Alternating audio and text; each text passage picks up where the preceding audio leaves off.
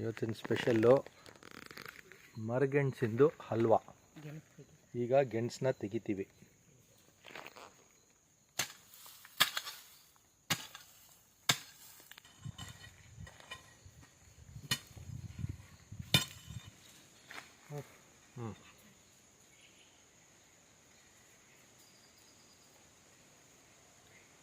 Wow, ಭರ್ಜರಿದೆ, ಸಿಕ್ಕಿದೆ.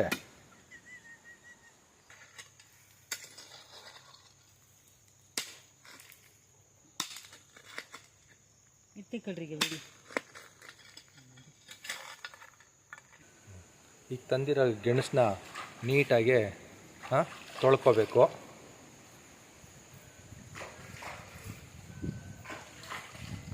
ತೊಳ್ಕೊಂಡು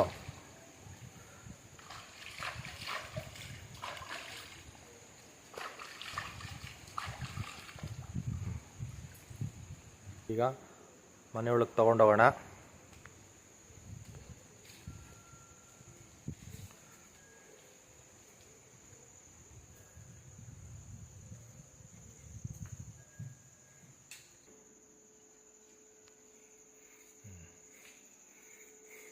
ಈಗ ಇದನ್ನು ಕಿಚನ್ಗೆ ತೊಗೊಂಡೋಗ್ತಾ ಇದ್ದೀವಿ.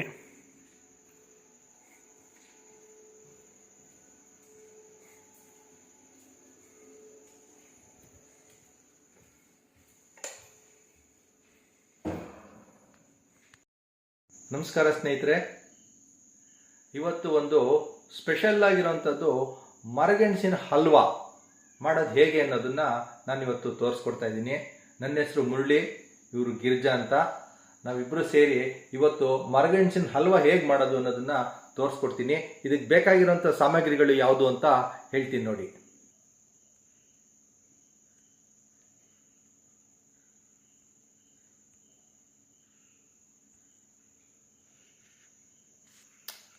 ಮೊದಲನೇದಾಗಿ ನವಿಲು ಗರಿ ಗುರುತಿನ ಶ್ರೀಕೃಷ್ಣ ಶುದ್ಧ ಹಸುವಿನ ತುಪ್ಪ ಹಾಗೂ ಹೆಚ್ಚಿರುವಂತಹ ಮರದ ಗೆಣಸು,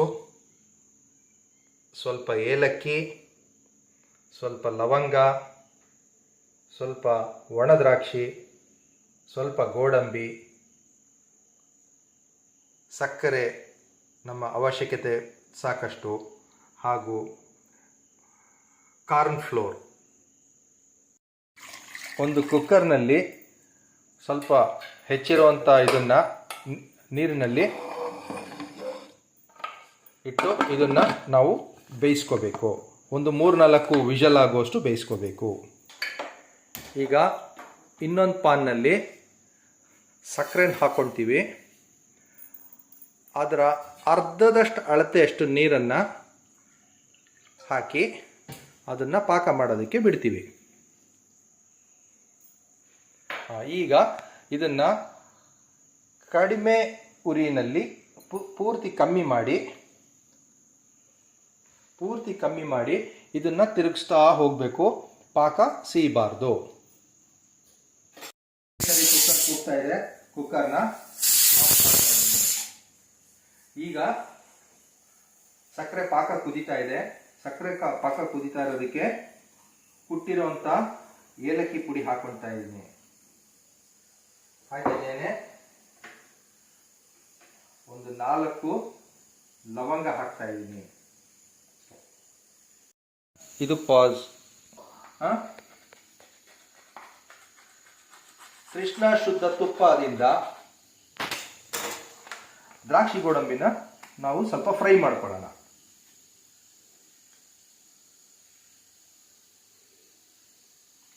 ಮರಳಾಗಿರುವಂಥ ಶುದ್ಧ ಕೃಷ್ಣ ಹಸುವಿನ ತುಪ್ಪನೇ ಉಪಯೋಗಿಸ್ತಾ ಇದ್ದೀವಿ. ಇದರಲ್ಲಿ ತುಂಬ ಚೆನ್ನಾಗಿ ಟೇಸ್ಟ್ ಬರುತ್ತೆ.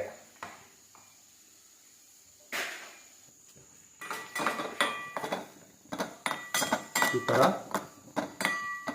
ಸಣ್ಣ ಉರಿನಲ್ಲಿ ದ್ರಾಕ್ಷಿ ಗೋಡಂಬಿನ ಹುರ್ಕೋಬೇಕು. ಈಗ ಈ ಕಾರ್ನ್ ಫ್ಲೋರ್ಗೆ ಸ್ವಲ್ಪ ನೀರು ಹಾಕಿ ಇದನ್ನು ಸ್ಲರಿ ಮಾಡ್ಕೋಬೇಕು.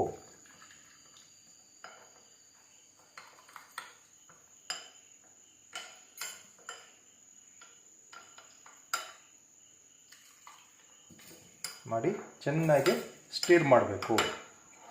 ಬಸ್ ಫ್ರೆಂಡ್ಸ್, ಇವಾಗ ನಾವು ಫ್ರೈ ಮಾಡ್ಕೊಂಡಿರೋಂಥ ದ್ರಾಕ್ಷಿ ಗೋಡಂಬಿನೂ ಇದರೊಳಗಡೆ ಹಾಕಿ ಸಣ್ಣ ಉರಿನಲ್ಲಿ ಕುಕ್ ಮಾಡ್ತಾ ಇದ್ದೀವಿ. ಈಗ ಇದಕ್ಕೆ ನಾವು ಬೆಂದಿರೋವಂಥ ಗೆಣಸನ್ನ ನೀಟಾಗಿ ಸ್ಮ್ಯಾಶ್ ಮಾಡಿ ಇದಕ್ಕೆ ಮಿಕ್ಸ್ ಮಾಡ್ತಾ ಇದ್ದೀವಿ.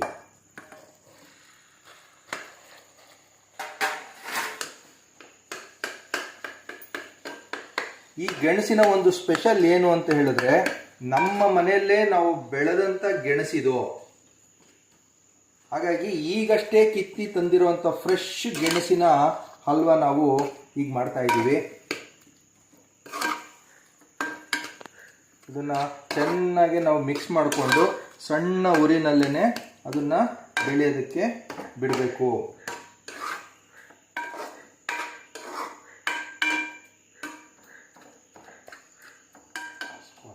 ಈಗ ನಾವು ಕಾರ್ನ್ ಫ್ಲೋರ್ನ ಸ್ಲರಿ ಮಾಡಿಕೊಂಡು ಅದಕ್ಕೆ ಆ್ಯಡ್ ಮಾಡ್ತಾ ಇದ್ದೀವಿ. ಆ್ಯಡ್ ಮಾಡಿದ್ಮೇಲೆ ಅದು ಗಟ್ಟಿ ಹಾಕಕ್ಕೆ ಬರುತ್ತೆ. ನಾವು ನಿಧಾನದಲ್ಲಿ ಅದನ್ನು ತಿರುಗಿಸ್ಕೊತಾ ಇರಬೇಕು.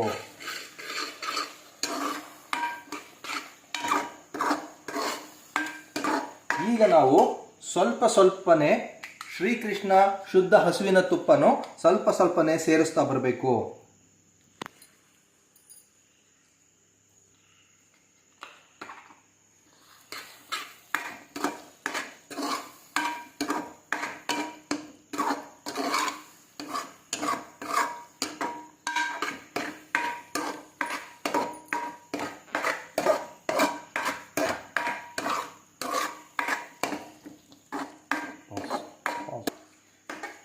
ನೋಡಿ, ನಾವು ಮಾಡಿರೋ ಹಲ್ವಾ ಪಾತ್ರೆಗೆ ಕಚ್ಚಬಾರ್ದು. ಪಾತ್ರೆಗೆ ಕಚ್ತಾ ಇಲ್ಲ ಅಂತ ಅಂದರೆ ನಮ್ಮ ಹಲ್ವಾ ಈಗ ರೆಡಿಯಾಗಿದೆ ಅಂತ ಅರ್ಥ. ಅದು ಹೊರಗಡೆ ಬಿಟ್ಕೊಳ್ತಾ ಇರುತ್ತೆ. ಇದೆ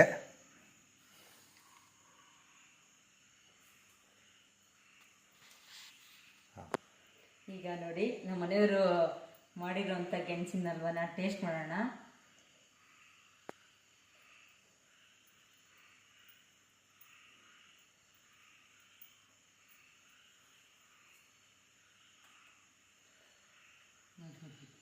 ತುಂಬ ಚೆನ್ನಾಗಿದೆ. ಶ್ರೀಕೃಷ್ಣ ಗೀ ಮತ್ತು ಜೊತೆ ಸೇರಿಸಿ ಮಾಡಿರೋ ಮರಗೆಣಸಿನ ಹಲ್ವಾ ತುಂಬ ಚೆನ್ನಾಗಿದೆ.